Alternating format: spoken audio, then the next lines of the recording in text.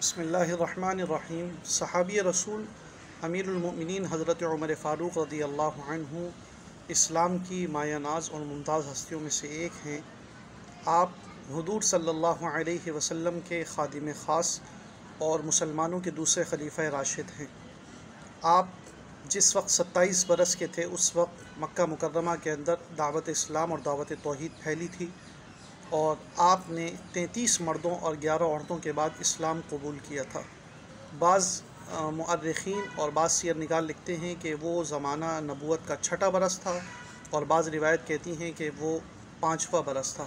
حضرت عمر فاروق رضی اللہ عنہ اسلام لانے کے بعد حضور صلی اللہ علیہ وسلم کے ہمراہ تمام مشاہد میں، تمام غزوات میں شریک رہے ہیں،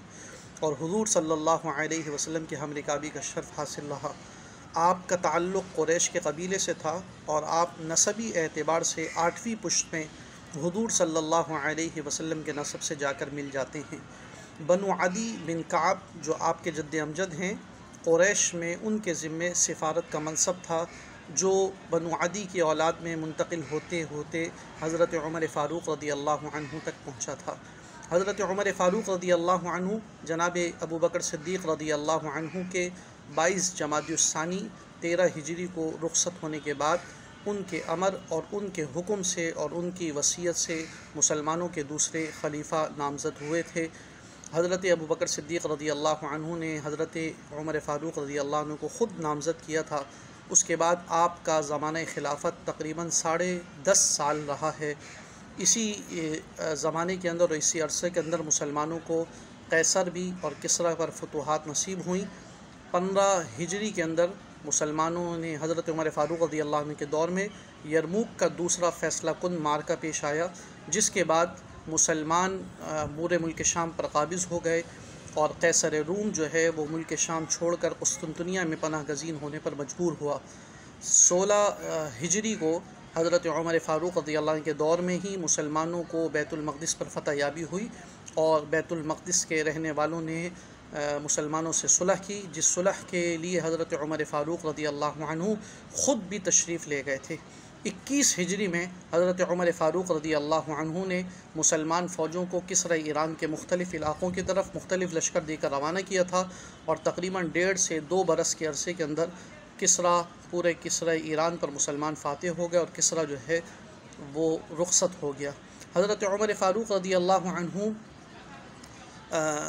حضور صلی اللہ علیہ وسلم کے بعد مسلمانوں کے بالاتفاق خلیفہ نامزد ہوئے، اور اس دوران جب آپ کا خلافت کی مدت کو 10.5 سال کا عرصہ گزر چکا تھا، تو حضرت مغیرہ بن شعبہ رضی اللہ عنہ کے غلام ابو لؤلؤ فیروز مجوسی نے 26 ذی الحج 23 ہجری کو فجر کی نماز میں حضرت عمر فاروق رضی اللہ عنہ پر خنجر سے 6 وار کیے، جس سے آپ سخت زخمی ہوئے، اور بالآخر یکم محرم الحرام 24 ہجری کو حضرت عمر فاروق رضی اللہ عنہ دنیا سے رخصت ہو گئے، اور آپ کی وصیت کے مطابق، آپ کی چاہت کے مطابق، آپ کی تمنا کے مطابق آپ کو حضور صلی اللہ علیہ وسلم اور حضرت ابو بکر صدیق رضی اللہ عنہ کے پہلو میں سپرد خاک کیا گیا۔ حضرت عمر فاروق رضی اللہ عنہ کا دور مسلمانوں کے لیے فتوحات کا دور ثابت ہوا تھا، اور حضرت عمر فاروق رضی اللہ عنہ کے دور خلافت کے آخر میں مسلمانوں کی سلطنت کا رقبہ 22,51,030 مربع میل پر مشتمل تھا۔ حضرت عمر فاروق رضی اللہ عنہ کا نماز جنازہ حضرت صہیب رومی رضی اللہ عنہ نے پڑھایا تھا۔ آپ نے اپنے انتقال سے قبل 6 افراد کو خلافت کے لیے نامزد کیا تھا، اور ان کی ایک شورا قائم کی تھی، اور یہ فرمایا تھا کہ ان میں سے یہ لوگ آپس میں مشاورت سے اپنے میں سے کسی کو بھی خلیفہ مقرر کر لیں۔ وہ 6 افراد تھے: حضرت عثمان بن عفان رضی اللہ عنہ، حضرت علی کرم اللہ وجہہ،